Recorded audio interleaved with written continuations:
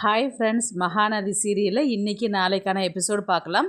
புதுசாக பார்க்குறவங்களா இருந்தால் சப்ஸ்கிரைப் பண்ணிக்கோங்க, லைக்கு ஹைப்பு கொடுத்து விடுங்க. வாங்க வீடியோக்குள்ளே போகலாம். நேற்றுக்கு எபிசோடு எதில் முடிச்சிருப்பாங்கன்றது பார்த்தீங்கன்னா, விஜய் வந்து ஃபோனில் விஜய் பாப்பா காவேரியெலாம் இருக்கிற ஃபோட்டோஸை வந்து பார்த்துக்கிட்டு ரசிச்சுக்கிட்டு இருப்பார். அப்படியே எபிசோடு முடிச்சிருப்பாங்க. இன்றைக்கி வந்து பார்த்திங்கன்னா அதுலேருந்து தான் கண்டினியூ ஆகும். பாப்பா வந்து உடனே சடனாக எழுந்துருவா. என்னாச்சுமா, ஏன் தூங்கலை, ஏன் எழுந்துட்ட அப்படின்னு சொல்லிட்டு கேட்பாரு. மிஸ் எங்கப்பா தூங்குறாங்களா அப்படின்னு சொல்லி கேட்டதுக்கு, இல்லைம்மா நீ தான் அவங்க வீட்டுக்கு கிளம்பி போயிட்டாங்க, பாப்பா தூங்குறான்னு சொல்லிட்டு சத்தம் இல்லாமல் கிளம்பி போயிட்டாங்க, நீ தான் வரும்போதே தூங்கிட்டே வந்தியா, அதனால் அவங்க சரி நீ தூங்கட்டும் டிஸ்டர்ப் பண்ணக்கூடாதுன்னு சொல்லிட்டு அவங்க கிளம்பிட்டாங்கம்மா அப்படின்ற மாதிரி தான் வந்து விஜய் சொல்லுவார். என்கிட்ட சொல்லவே இல்லையப்பா அப்படின்னு சொல்லிட்டு சொன்னதுக்கு, நீ தான் தூங்கிட்டே இல்லைம்மா, நான் சொல்லலை, அதனால தான் கிளம்பிட்டாங்க அப்படின்ற மாதிரி தான் வந்து விஜய் வந்து சொல்லுவார்.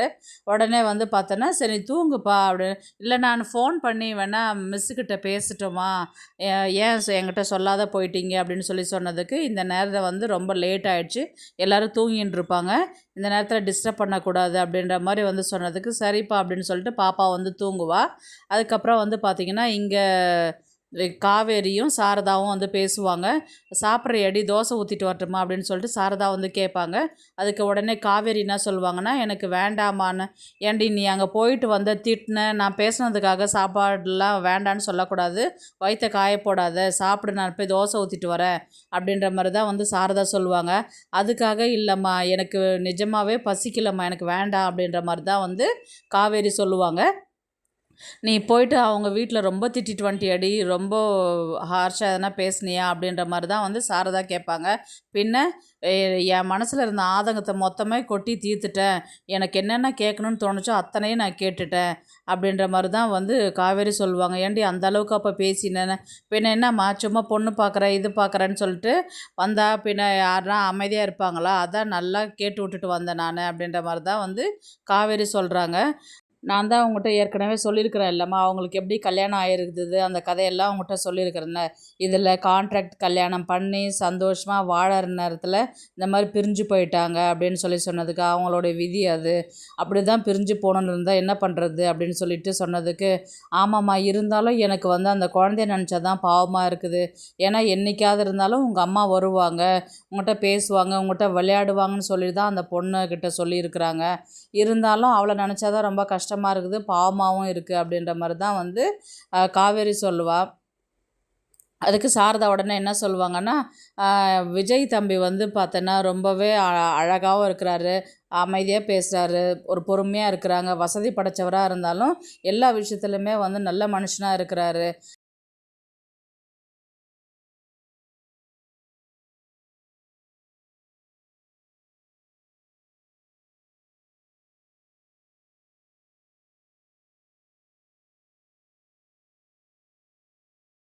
உடனே காவேரி வந்து என்ன சொல்லுவாங்கன்னா, அதுக்கு தான் என்னை நீ வந்து நைஸாக அங்கே கோத்து விட பார்த்தியே நீ அப்படின்ற மாதிரி தான் வந்து கேட்பாங்க.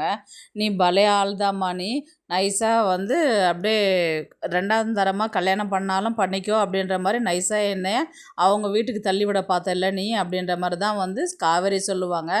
ஏய் அப்படிலாம் இல்லடி, நல்ல பையனாக இருக்கிறாங்களே அப்படின்றதுக்காக தான் நான் சொன்னேன், அதுக்கு நல்ல பையனாக இருந்தால் நீயே கல்யாணம் பண்ணிக்கமா அப்படின்ற மாதிரி தான் வந்து காவேரி சொல்லுவாங்க. அடைச்சி வேலை பாரு, சாப்பிட்டுட்டு படுடி அப்படின்னு சொல்லிட்டு அங்கேருந்து கிளம்பி போயிடுவாங்க. அதுக்கப்புறம் இவங்க 2 பேர் படுத்துட்டு இருக்கும்போது பார்த்தீங்கன்னா, விஜய் வந்து வாய்ஸ் நோட் அனுப்பி விடுவாங்க. மிஸ் சாரி, நான் நேரில் பார்த்து சாரி கேட்டேன், இருந்தாலும் மனசு கேட்கல, அதனால் சாரி அப்படின்னு சொல்லிட்டு ஃபஸ்ட்டு ஒரு வாய்ஸ் மெசேஜ் போடுவாங்க. செகண்ட் வந்து நான் ஐ எம் விஜய், நான் வந்து அம்மாவுடைய அப்பா அப்படின்னு சொல்லிட்டு செகண்ட் வாய்ஸ் நோட் போடுவாங்க. தேர்டு வந்து பார்த்திங்கன்னா, இந்த மாதிரி நான் உங்கள் வீட்டில் வந்து கேட்டது வந்து எங்கள் வீட்டில் எனக்கு தெரியாமல் தான் வந்து கேட்டாங்க, அதுக்காக மறுபடியும் ஒரு சாரி கேட்டுக்கிறேன், அவங்க பேசுனதை வந்து நீங்கள் தப்பாக நினச்சிக்காதீங்க, இதனால் வந்து என்னையும் பாப்பாவும் நீங்கள் வெறுத்துறாதீங்க, மோஸ்ட்லி பாப்பாவை வந்து சுத்தமாக வெறுத்துறாதீங்க அப்படின்ற மாதிரி தான் வந்து இன்னொரு வாய்ஸ் நோட் போட்டு விட்டுருந்தாங்க. அடுத்த வாய்ஸ் நோட்டில் வந்து பார்த்திங்கன்னா, நாங்கள் உங்கள் வீட்டில் வந்து பழகுனது, பேசினது, நடந்துக்கிட்ட விதெல்லாம் வந்து அட்வான்டேஜ் அப்படின்றதுலாம் கிடையாது. எங்கள் வீட்டை தாண்டி ஒருத்தவங்க வீட்டில் எங்கள் பாப்பா வந்து நல்லா பழகுறான்னா, அது உங்கள் கூடயும், உங்கள் அம்மா கூடயும் தான் ரொம்ப வந்து அவள் அட்டாச்மெண்ட்டாக இருந்தா. அவள் சந்தோஷமாக இருந்தா. அவள் சந்தோஷத்தை பார்க்கும்போது எங்களுக்கு வந்து அது சந்தோஷமாக இருந்தனால தான் நாங்கள் அடிக்கடி உங்கள் வீட்டுக்கு வந்தோம். மற்றபடி எந்த ஒரு தப்பான எண்ணத்துலேயும் நாங்கள் வரல. அப்படின்ற மாதிரி தான் வந்து விஜய் வந்து அடுத்த வாய்ஸ் நோட் போடுவாங்க. இந்த வாய்ஸ் நோட்லாம் கேட்டுக்கிட்டு இவங்க வந்து காவேரி வந்து சிரிச்சுக்கிட்டே பார்த்துட்டு இருப்பாங்க. அதுக்கப்புறம் வந்து பார்த்திங்கன்னா லாஸ்ட் வாய்ஸ் நோட் வந்து பார்த்திங்கன்னா, இதனால் வந்து என்னையும் எங்கள் பாப்பாவையும் வந்து வெறுத்துறாதீங்க அப்படின்ற மாதிரி தான் வந்து வாய்ஸ் நோட் போட அடுத்த செகண்ட் வந்து பார்த்திங்கன்னா, உடனே சாரதா வந்து உங்களையும் பாப்பாவையும் நான் வெறுக்க மாட்டேன்னு சொல்லிட்டு அடுத்த வாய்ஸ் நோட் நீ போட்டு விட்றி அப்படின்னு சொல்லி அடுத்த செகண்டு பார்த்தீங்கன்னா லைட்டு போட்டு காவேரி பார்ப்பாங்க. என்னம்மா நீ வந்து நிற்கிறேன்னு. இல்லை அந்த தம்பி பேசுனதெல்லாம் கேட்டேன்டி, எவ்வளோ ஒரு ஃபீல் பண்ணி பேசுகிறாங்க, அடுத்தது இதை போட்டு விட்றி அப்படின்ற மாதிரி தான் வந்து பேசுவாங்க. எனக்கு போட தெரியும், நீ உன் வேலையை பார்த்துன்னு போறியா அப்படின்ற மாதிரி தான் வந்து இவங்க காவேரி வந்து கிளம்பி போயிட்டு படுத்துக்குவாங்க. அடுத்த நாள் காலையில் வந்து பார்த்திங்கன்னா இவங்க ஸ்கூலுக்கு கிளம்பி போவாங்க. கிளம்பி போகும்போது வந்து பார்த்திங்கன்னா சாரதா வந்து அம்முக்கும் சேர்த்து டிஃபன் பாக்ஸ் கட்டியிருப்பாங்க. உடனே இது அம்முக்கிட்ட கொடுத்து விட்டுறி, அவளுக்கு பிடிச்ச சாதம் செஞ்சுருக்கிறேன் நான் அப்படின்ற மாதிரி சாரதா சொல்லுவாங்க.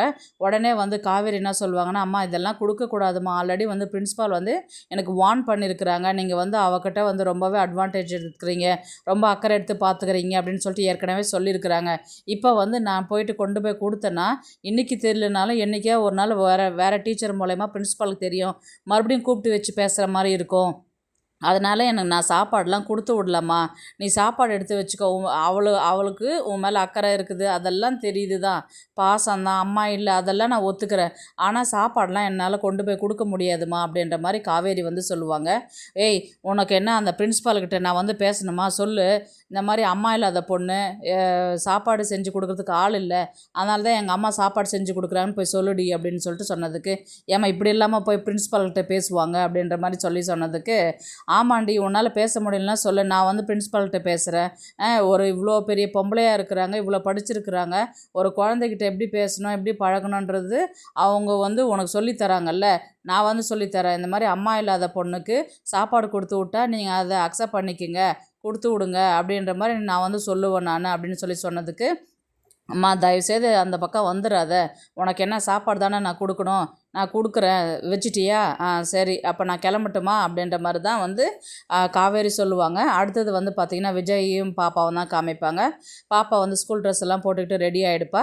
உடனே வந்து விஜய் வந்து பார்த்திங்கன்னா காவேரி பார்க்க போகிறேன்னு சொல்லிட்டு நல்லா ஸ்மார்ட்டாக ட்ரெஸ் பண்ணிவிட்டு பர்ஃப்யூம்லாம் ஓவராக அடிச்சிட்டு இருப்பார். அதுக்கு பாப்பா வந்து ஓஹோ கதை அப்படி போதா அப்படின்ற மாதிரி பாப்பா வந்து சொல்லுவாள். இவர் கண்டுபிடிச்சிருவார். என்னப்பா எங்கள் மிஸ்ஸு பார்க்கறதுக்கு தானே இப்படி ஓவராக ரெடி பண்ணிக்கிட்டு வரீங்க அப்படின்ற மாதிரி வந்து கேட்டதுக்கு, இல்லைம்மா இந்த மாதிரி நம்ம அழகாக ட்ரெஸ் பண்ணிக்கிறது வந்து அது நம்மளுடைய விஷயம் இல்லையா, அதனால் ட்ரெஸ் பண்ணின்னு போனால் தானே நம்மளை மதிப்பாங்க இல்லையா அப்படின்ற மாதிரி தான் வந்து அவர் சொல்லுவார். உடனே மனசுக்குள்ளே என்ன நினைப்பார்னா, எனக்கு பிறந்தது பின்ன என்ன மாதிரி தானே இருக்கும், எப்படி விஷயத்தை துருவி துருவி கேட்குது பாரு அப்படின்ற மாதிரி மனசில் நினச்சிக்கின்னு, டைம் ஆயிடுச்சுமா ஸ்கூலுக்கு வா போய் சாப்பிட்லாம் அப்படின்னு சொல்லிட்டு விஜய் வந்து பாப்பா தூக்கிட்டு கீழே வருவாங்க.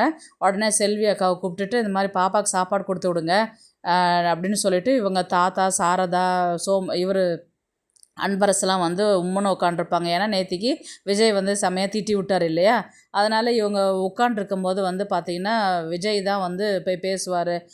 சரி விடுங்க தாத்தா, இது மாதிரி அவள் என்னை விட்டு போயிடுவாளோ, ஒரேடியாக வெறுத்துருவாளோ அந்த ஒரு பயத்தில் தான் நான் உங்ககிட்ட திட்டிட்டேன். அதுக்கப்புறம் நான் நைட்டு அவகிட்ட பேசி சமாதானப்படுத்திட்டேன் நான். இப்போ கொஞ்சம் அவளுக்கு கோபம் குறைஞ்சிருக்குது அப்படின்ற மாதிரி தான் வந்து விஜய் வந்து சொல்லுவார். உடனே சோமு என்ன சொல்லுவார்னா, இனி வந்து உன்னை கேட்காம நாங்கள் எந்த விஷயத்தையும் செய்யவும் மாட்டோம் நாங்கள். இப்போ நீயே தான் அவளை போய் அவள் கூட சேர்ந்து வாழறதுக்கு நீயே ஒரு வழி பண்ணும்போது நாங்கள் அதை தடுக்கிறதுக்கு நாங்கள் விருப்பப்படலை. உடனே வந்து ஆமாம் தாத்தா, இதுக்கு தான் நான் சொன்னேன், நான் எதுவாக இருந்தாலும் நானே பார்த்துக்கிறேன் நான், நீங்கள் நீங்கள் டென்ஷன் ஆகிக்க வேண்டாம். என் கூட வந்து என் ஒய்ஃபாக காவேரி கண்டிப்பாக என் வீட்டுக்கு வரப்போகிறா, என் பொண்ணுக்கு அம்மாவாக இருக்க போகிறா, என் கூட சந்தோஷமாக நாங்கள் இருக்க தான் போகிறோம், நாங்கள் ஒன்றா வாழ தான் போகிறோம், அதை நான் பார்த்துக்கிறேன், நீங்கள் எதையும் டென்ஷன் பண்ணிக்க வேண்டாம், எதையும் போட்டு குழப்பிக்க வேண்டாம் அப்படின்னு சொல்லிட்டு சொன்ன அடுத்த செகண்டு ராதா வந்து என்ன சொல்லுவாங்கன்னா, சரிப்பா சந்தோஷம் தான் எங்களுக்கு அப்படின்னு சொல்லுவாங்க. அதே மாதிரி சோமுவும் அன்பரசும் அதை தான் சொல்லுவாங்க. இதை நீயே செஞ்சுக்கிறேன்னா நாங்கள் இவ்வளோ சொன்னதுக்கப்புறமும் நாங்கள் அவங்க விஷயத்தில் தலையிட மாட்டோம், உன்னை கேட்காம எந்த வேலையும் நாங்கள் செய்ய மாட்டோம், நீ எப்படி சொல்கிறியோ அதே மாதிரி நாங்கள் செஞ்சுட்டு போகிறோம் அப்படின்ற மாதிரி சொன்னதுக்கு எல்லாருமே வந்து சந்தோஷமாக சிரிப்பாங்க. அப்படியே இன்றைக்கான எபிசோடு முடிப்பாங்க. நாளைக்கு வந்து பார்த்திங்கன்னா இவங்க ஆல்ரெடி வந்து காவேரி வந்து ஸ்கூலுக்கு போகிறேன்னு கிளம்புறாங்க இல்லையா, சாரதா வந்து என்ன சொல்லுவாங்கன்னா, வீட்டில் கொஞ்சம் காயெல்லாம் இல்லாத இருக்குதுடி, நான் அப்படியே உங்க கூட வந்து மார்க்கெட் வரலையும் வந்து நான் காய் வாங்கிட்டு போகிறேன் நான் அப்படின்ற மாதிரி தான் வந்து அவங்க சொல்லுவாங்க. சரி வாமா அப்படின்னு சொல்லிட்டு இவங்க 2 பேரும் நடந்து வரும்போது வந்து பார்த்திங்கன்னா, வர வழியில் வந்து விஜயும் பாப்பாவும் தான் காரில் வருவாங்க. இவங்க முன்னாடி 2 பேர் நடந்து போகிறத பார்த்துட்டு இவங்க என்ன பண்ணுவாங்க, காரை நிறுத்திட்டு பாப்பாவை கூட்டிக்கிட்டு இவர் விஜய் வந்து கீழே இறங்கி வரும்போது பாட்டி அப்படின்னு சொல்லிட்டு வந்து பாப்பா வந்து கூப்பிடுற மாதிரி இருக்கும். அம்மு எப்படி இருக்கிற, என்ன பண்ணுற அப்படின்னு சொல்லி கேட்டதுக்கு நல்லா இருக்கிறேன் பாட்டின்னு. சரி என்ன பண்ணுற, சாப்பிட்டியா அப்படின்னு சொல்லி கேட்டதுக்கு சாப்பிட்டேன் பாட்டி, ஸ்கூலுக்கு கிளம்பிட்டியா அப்படின்னு சொல்லி கேட்டதுக்கு ஆமாம், உனக்கு இன்றைக்கி நீ டிஃபன் எதுவும் எடுத்துகிட்டு வரல, நான் மிஸ்ஸுக்கிட்ட உனக்கு பிடிச்ச லஞ்சு செஞ்சு கொடுத்துருக்குறேன், மதியானமாக நீ சாப்பிடு என்ன அப்படின்னு சொன்னதுக்கு தேங்க்யூ பாட்டி அப்படின்னு சொல்லிட்டு சொன்னதுக்கு, மிஸ் அப்போ நீங்கள் எனக்கு லஞ்ச் கொண்டு வந்திருக்கிறீங்களா அப்படின்னு சொல்லிட்டு பாப்பா வந்து காவேரி பார்த்து கேட்பா. ஆமாம் ஆமாம் வா, நான் உனக்கு லஞ்ச் கொண்டு வந்திருக்கிறேன், சரி வா நம்ம 2 பேர் பேசிட்டு போகலான்னு சொல்லிட்டு இவங்க கையை கோத்துக்கிட்டு பாப்பாவும் காவேரியும் முன்னாடி பேசிட்டு போவாங்க. பின்னாடி வந்து பார்த்திங்கன்னா இவங்க சாரதா வந்து விஜய்கிட்ட தான் பேசுவாங்க. இவர் விஜய் வந்து சாரதா கிட்ட கேட்பார், என்னாச்சு அத்தை, நான் நேற்று அத்தனை வாய்ஸ் நோட் அமிச்சேன், அவள் ஒன்றுத்து கூட ரிப்ளை பண்ணவே இல்லை, இன்னமும் அவள் கோவமாக இருக்கிறா அப்படின்ற மாதிரி தான் வந்து அவர் விஜய் கேட்பார். அட அதெல்லாம் இல்லைங்க மாப்பிள்ளை, அவள் நீங்கள் அமிச்ச வாய்ஸ் நோட்டை எல்லாத்தையும் பார்த்துட்டு ஒன்று விடாத கேட்டுட்டு சிரிச்சுக்கிட்டே போகிறா, நான் ரிப்ளை பண்ணடின்னு சொன்னதுக்கு எனக்கு தெரியுமா அப்படின்னு சொல்லிட்டு போனா அப்படின்னு சொல்லிட்டு சொன்னதுக்கு விஜய்க்கு வந்து அவ்வளோ சந்தோஷமாக இருக்கும். அத்தனை வாய்ஸ் நோட்டும் கேட்டாலாம், அப்போ அவர் ரிப்ளை பண்ணவே இல்லையா அத்தை அப்படின்னு சொல்லி சொன்னதுக்கு, நான் தான் ரிப்ளை பண்ணுன்னு சொல்லிட்டு சொன்ன மாப்பிள்ள, அதனால் அவள் அனுப்பாத விட்டுட்டா, ஆனால் நீங்கள் அமிச்ச மெசேஜ் அத்தனையுமே பார்த்தா அவள் ரொம்பவே சந்தோஷப்பட்டா அப்படின்னு சாரதா சொல்லுவாங்க. அப்படியா அப்படின்ற மாதிரி தான் வந்து விஜய் வந்து கேட்டுக்கிட்டு சந்தோஷப்பட்டுக்கிட்டு வருவார். இவங்க காவேரியும் பாப்பாவும் போயின்னு இருப்பாங்க. உடனே சாரதா வந்து சரிங்க மாப்பிள்ள நீங்கள் போங்க, எனக்கு கடை வந்துச்சு, நான் காய் வாங்கிட்டு வீட்டுக்கு போகிறேன் நான் அப்படின்ற மாதிரி தான் வந்து சாரதா சொல்லிட்டு போவாங்க.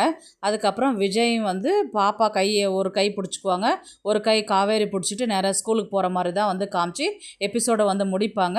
பார்க்கலாம் கதையை வந்து எப்படி எடுத்துகிட்டு போகிறாங்கன்றதை பார்க்கலாம். இந்த வீடியோ பிடிச்சிருந்தா ப்ளீஸ் லைக் பண்ணுங்கள், ஷேர் பண்ணுங்க, சப்ஸ்கிரைப் பண்ணுங்க. தேங்க்ஸ் ஃபார் வாட்சிங். இந்த வீடியோ பிடிச்சிருந்தா லைக் பண்ணுங்க, நம்ம சேனலை சப்ஸ்கிரைப் பண்ணுங்க. உங்க ஆதரவு ரொம்ப முக்கியம். நன்றி.